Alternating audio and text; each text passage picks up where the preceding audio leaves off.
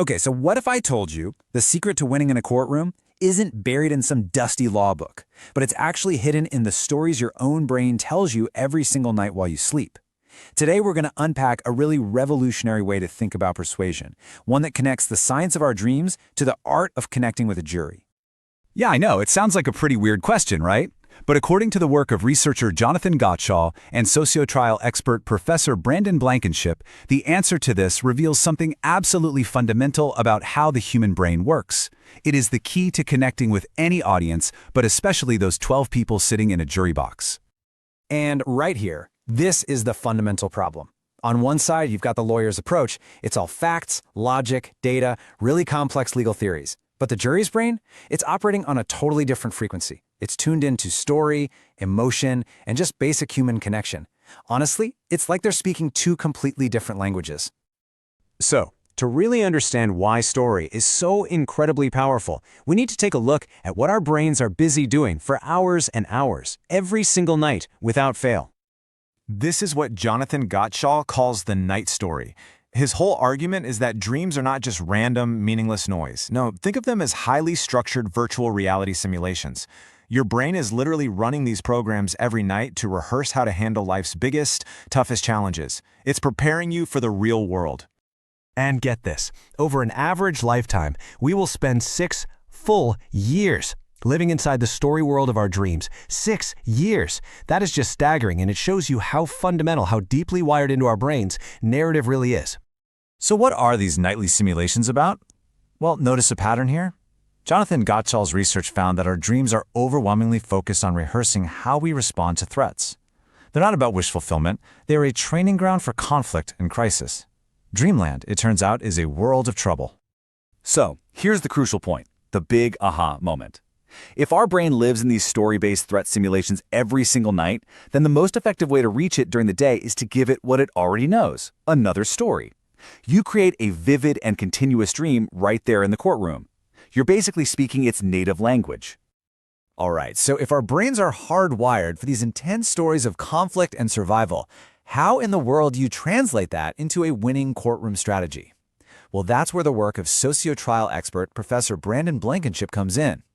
He takes this science of the night story and applies it in a really fascinating and totally counterintuitive way. Wow. Okay, that is a blunt, pretty shocking statement. But this one insight, it flips conventional trial strategy completely on its head. See, the traditional way is to present your client as a victim. But Blankenship argues that this is the absolute wrong story to tell.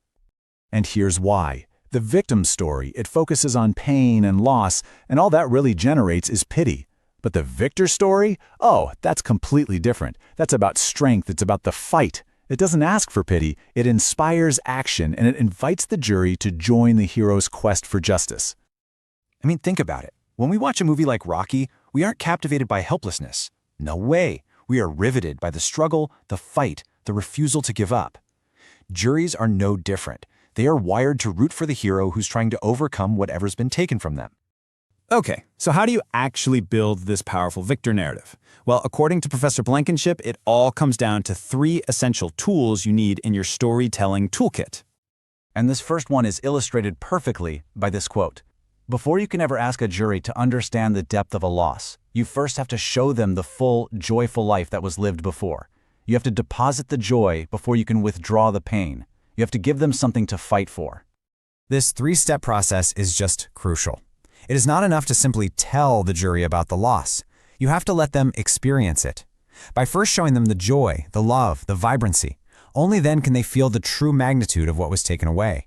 The pain becomes their loss too. Tool number 2 is casting the villain. Now, this isn't about portraying someone as some kind of cartoon monster. It's way more specific and way more powerful. The villain is the person or the company with the knowledge and the power to prevent harm, who then consciously chose not to. That choice is the absolute core of the injustice. And the final tool, this is all about you, the storyteller. And here's the key distinction. It's not about performing emotion. Juries can see right through that. It's about being emotionally available, being a clear, authentic channel for the real power and emotion that already exists inside the story. Your job is to ride the wave, not create it. So, This all leads to what might be the single most profound insight for anyone trying to tell a persuasive story, whether it's in a courtroom or anywhere else, really. It's the final piece of the puzzle. Just think about that for a second. Before you can persuade anyone in that jury box, before you can make them believe a single word you say, you have to persuade someone else first. Who is it? You are. You're the most important juror.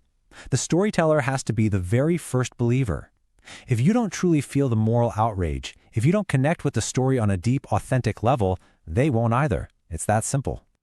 And this isn't just some intellectual exercise. It's about really embodying the story.